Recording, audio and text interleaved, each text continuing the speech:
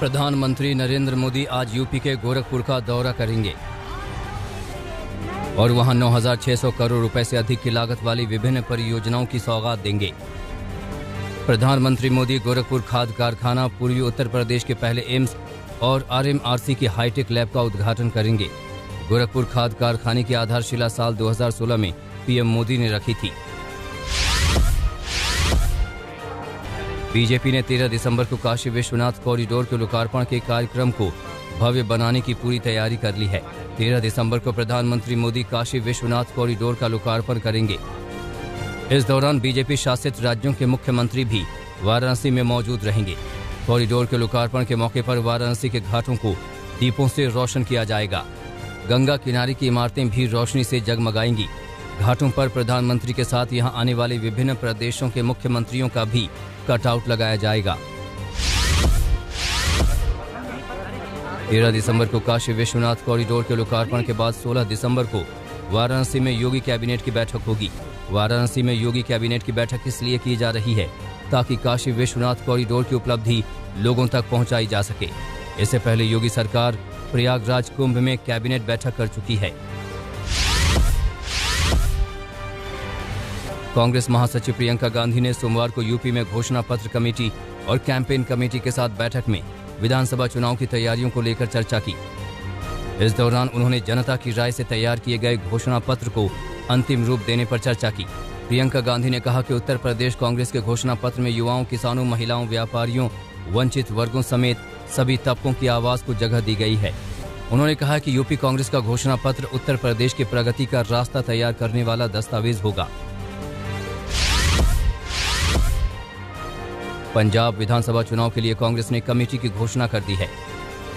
वरिष्ठ नेता अंबिका सोनी को समन्वय समिति, पंजाब कांग्रेस के पूर्व अध्यक्ष सुनील जाखड़ को प्रचार समिति और सांसद प्रताप सिंह बाजवा को घोषणा पत्र समिति का चेयरमैन बनाया गया है। कांग्रेस के स्क्रीनिंग कमेटी की जिम्मेदारी अजय माकन को दी गई है। वहीं चंदन यादव और कृष्णा अलावरू इसके सदस्य होंगे।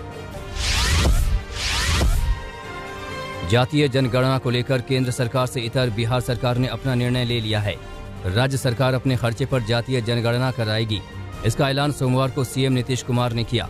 नीतीश कुमार ने कहा है कि जातिगत जनगणना के मुद्दे पर जल्द ही सर्वदलीय बैठक होगी। सर्वदलीय बैठक में सरकार की तैयारी के बारे में बताया जाएगा और फिर जो सबकी राय होगी वही फैसला लिया जाएगा। नीतीश कुमार ने कहा है कि हम लोग जातिगत जनगणना कराने के पक्ष में हैं और इससे बहुत फायदा होगा। शिवसेना सांसद संजय राउत आज कांग्रेस नेता राहुल गांधी से मुलाकात करेंगे। राहुल के साथ प्रियंका गांधी से भी संजय राउत की मुलाकात हो सकती है। माना जा रहा है कि महाराष्ट्र की राजनीति को लेकर संजय राउत और राहुल गांधी के बीच बातचीत होगी। इससे पहले सोमवार को संजय राउत ने कांग्रेस अध्यक्ष सोनिया गांधी से भी मुलाकात की थी।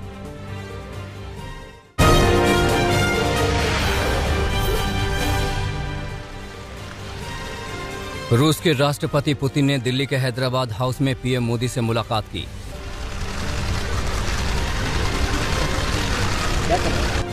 इस दौरान पीएम मोदी ने कहा कि बीते कुछ दशकों में दुनिया में बड़े मूलभूत बदलाव हुए हैं।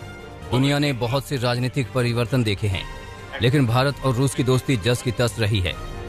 पीएम नरेंद्र मोदी ने कहा कि भारत और रूस का रिश्ता भरोसे की नींव पर खड़ा है। पीएम नरेंद्र मोदी ने कहा कि कोरोना की वजह से दुनिया में कई चुनौतियां आई हैं, लेकिन भारत और रूस के रिश्तों की ग्रोथ जस की तस है।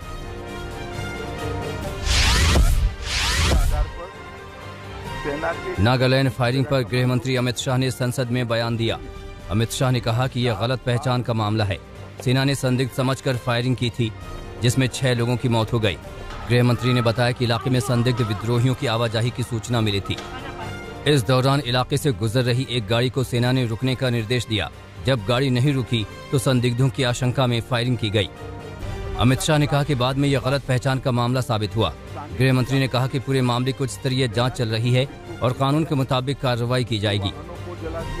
नागालैंड में सेना की फायरिंग और उसके बाद भड़की हिंसा में 14 लोगों की मौत हुई, जबकि एक जवान शहीद हुआ है। इस मामले को राज्य अपराध पुलिस स्टेशन को जांच के लिए सौंप दिया गया है। इस संदर्भ में एक विशेष जांच टीम SIT का गठन किया गया है। सुप्रीम कोर्ट से महाराष्ट्र सरकार को बड़ा झटका लगा है। सरकार अब निकाय चुनाव में ओबीसी वर्ग को 27% आरक्षण नहीं दे सकेगी। सुप्रीम कोर्ट ने आरक्षण दिए जाने पर रोक लगा दी है। सुप्रीम कोर्ट ने राज्य चुनाव आयोग से 27% आरक्षण को आगे न बढ़ाए जाने को कहा है। शीर्ष अदालत ने कहा है कि ट्रिपल टेस्ट के बिना पालन के राज्य सरकार का ओबीसी आरक्षण के लिए अध्यादेश लाने का फैसला स्वीकार नहीं किया जाएगा। सुप्रीम कोर्ट ने अध्यादेश पर रोक लगाते हुए ओबीसी को 27% कोटा देने से इनकार कर दिया। कोर्ट ने कहा कि आयोग के गठन के बिना और प्रतिनिधित्व का डेटा इकट्ठा किए बिना कोटा लागू नहीं हो सकता। बॉलीवुड एक्ट्रेस जैकलीन फर्नांडिस की मुश्किलें बढ़ती ही जा रही हैं। मनी लॉन्ड्रिंग मामले में प्रवर्तन निदेशालय ने जैकलीन फर्नांडिस को फिर समन भेजकर पूछताछ के लिए बुलाया है। ईडी अब 8 दिसंबर को जैकलीन से पूछताछ करेगी। इससे पहले रविवार को उन्हें देश से बाहर जाते वक्त मुंबई एयरपोर्ट पर रोक लिया गया था। पूरा मामला सुकेश चंद्रशेखर की 200 करोड़ की ठगी का है। सुकेश चंद्रशेखर से जैकलीन फर्नांडिस का नाम भी जुड़ा है। ईडी की चार्जशीट में खुलासा हुआ है कि सुकेश ने जैकलीन को करोड़ों रुपए के गिफ्ट दिए थे। मुंबई में कोरोना के नए ओमिक्रॉन वेरिएंट के 2 नए केस मिले हैं। दक्षिण अफ्रीका के जोहान्सबर्ग से आए 37 साल के शख्स के सैंपल की जीनोम सीक्वेंसिंग में ओमिक्रॉन वेरिएंट की पुष्टि हुई। वहीं यूएसए से आए युवक के सैंपल में भी ओमिक्रॉन वेरिएंट की पुष्टि हुई है। इसके साथ अब महाराष्ट्र में ओमिक्रॉन वेरिएंट के 10 केस हो गए हैं, जबकि पूरे देश में कोरोना के ओमिक्रॉन वेरिएंट के 23 केस हो गए हैं। ओमिक्रॉन वेरिएंट के खतरे के बीच कर्नाटक में कोरोना वायरस के नए केस की संख्या लगातार बढ़ रही है। पिछले 3 से 4 दिनों में चिकमंगलुरु का एक स्कूल कोरोना वायरस का क्लस्टर बनकर उभरा है। सोमवार को स्कूल में संक्रमित छात्रों की संख्या 101 पहुंच गई।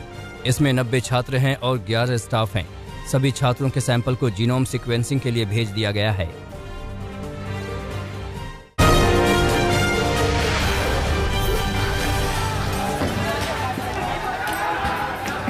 मध्य प्रदेश के विदिशा में 8 बच्चों के धर्मांतरण को लेकर जमकर हंगामा हुआ। लोगों ने स्कूलों में ही तोड़फोड़ मचाई। बजरंग दल और वीएचपी के कार्यकर्ताओं ने धर्मांतरण को लेकर खूब बवाल किया। प्रदर्शनकारियों ने स्कूल संचालक पर कार्रवाई की मांग की। मामले की गंभीरता को देखते हुए एसडीएम ने धर्मांतरण की जांच का भरोसा दिया है। साथ ही स्कूल की सुरक्षा भी बढ़ा दी गई है। बिहार के मधेपुरा में पुलिस ने हत्या, आर्म्स एक्ट और लूट के आरोप में फरार आरोपी को पकड़ लिया। आरोपी पर 50,000 रुपए का इनाम था। पुलिस को ये सफलता एसटीएफ के सहयोग से मिली। आरोपी के पकड़े जाने के बाद 3 शातिर बदमाशों को और पकड़ा गया। पुलिस के मुताबिक 50,000 के इनामी ने चुनाव के दौरान एक शख्स की हत्या की थी। इसके अलावा उस पर आर्म्स एक्ट और लूट के भी मुकदमे दर्ज हैं। ग्वालियर में कांग्रेस नेता की गुंडागर्दी का वीडियो वायरल हुआ है। ये वीडियो महाराजपुरा थाना क्षेत्र का है।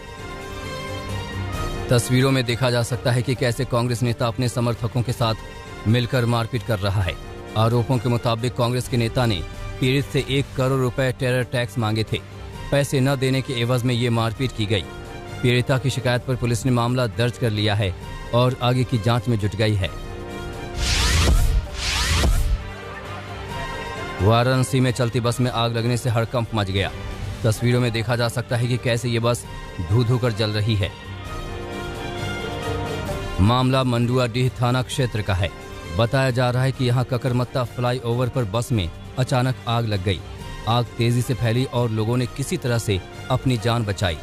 बाद में फायर ब्रिगेड ने आग पर काबू पाया, मगर तब तक बस जलकर खाक हो गई थी। बिहार के दरभंगा में शराब माफियाओं पर छापेमारी करने गई पुलिस पर शराब माफियाओं ने हमला बोल दिया। पुलिस से इस टकराव में लोगों ने पुलिस की गिरफ्त से शराब माफियाओं को छुड़ा लिया और पुलिसकर्मियों को गाड़ी समेत डीजल पेट्रोल डालकर जलाने की कोशिश की। मामला हायाघाट थाना इलाके के हथौड़ी का है। जानकारी के मुताबिक शराब माफियाओं को पकड़ना तो दूर, पुलिस वाले किसी तरह से अपनी जान बचाकर वापस लौटे। राजस्थान के हनुमानगढ़ में पुलिस ने ठगी करने वाले गिरोह का पर्दाफाश किया है। जानकारी के मुताबिक आरोपियों ने पैसा तिगुना करने की तरकीब बताकर एक शख्स से 2 लाख रुपए ऐंठ लिए। आरोपों के मुताबिक पकड़े गए आरोपियों में 2 ने हरियाणा पुलिस की वर्दी पहन रखी थी, जिससे शक न हो। पुलिस के मुताबिक आरोपियों के खिलाफ हरियाणा, पंजाब और राजस्थान में 30 से ज्यादा मामले दर्ज हैं। पुलिस आगे की कार्रवाई कर रही है।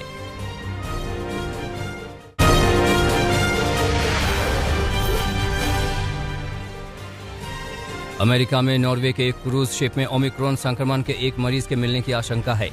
10 यात्रियों के कोरोना पॉजिटिव पाए जाने के बाद क्रूज में सवार सभी सदस्यों की ओमिक्रॉन जांच हो रही है। जहाज में 3200 यात्री सवार हैं। जापान के प्रधानमंत्री फोमियो किशिदा ने देश में ओमिक्रॉन के बढ़ते संक्रमण पर चिंता जताई है। कहा, आलोचना के बावजूद सख्ती में कमी नहीं की जाएगी। नागरिकों से बूस्टर डोज लेने की अपील की। कोरोना के नए वेरिएंट पर ऑक्सफोर्ड एस्ट्राजेनेका वैक्सीन निर्माताओं ने डरा दिया है। ओमिक्रॉन से होने वाली महामारी को पहले से अधिक विनाशकारी बताया है। संकट से उबरने के लिए वैक्सीन पर शोध और अध्ययन के लिए निवेश बढ़ाने का भरोसा दिया है। जापान की सेना ने उत्तरी द्वीप होकाइडो में सैन्य युद्धाभ्यास किया। अपने प्रतिद्वंदी रूस के साथ तनाव के बीच दर्जनों टैंकों और हथियारों के साथ सैन्य ताकत दिखाई। 9 दिनों तक जापान का ये युद्धाभ्यास चलेगा। नारे लगाते हुए हजारों लोगों का हुजूम रविवार रात उत्तरी ग्रीस के थेसालोनिकी शहर में नजर आया। सिटी हॉल की ओर मार्च करते प्रदर्शनकारियों ने सरकार के वैक्सीनेशन से जुड़े फैसले के विरोध में आवाज बुलंद की। अपना विरोध जताते हुए प्रदर्शनकारियों ने पुलिस की मौजूदगी में पूरी रात सिटी हॉल के बाहर टेंटों में रात गुजारी।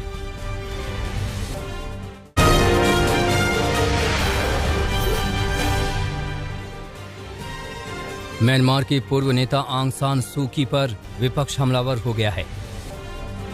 मुख्य विपक्षी नेता ने सू की को 4 साल की सजा सुनाने वाले फैसले का स्वागत किया है।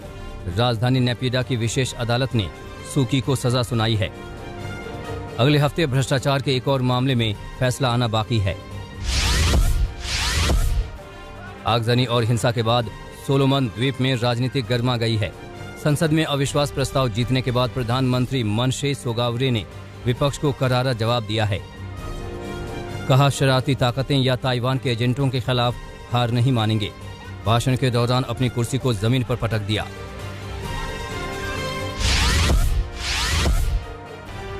परमाणु समझौते पर बातचीत की संभावनाओं के बीच यूएई के मुख्य सुरक्षा सलाहकार शेख तहन्नुन तेहरान पहुंचे। ईरान के राष्ट्रीय सुरक्षा सलाहकार अली शामखानी से मुलाकात की। फारस की खाड़ी में तेल टैंकर पर हुए हमले में यूएई और ईरान के रिश्तों में खटास आई थी। इंडोनेशिया में ज्वालामुखी विस्फोट में मरने वालों की संख्या बढ़कर 15 से ज्यादा हो गई है। अभी भी 27 लापता लोगों को बचाने में रेस्क्यू टीम जुटी है। माउंट सेमेरू विस्फोट में करीब 3000 मकान और 38 स्कूल भवन क्षतिग्रस्त हो गए। 2500 से अधिक लोगों को हटा दिया गया।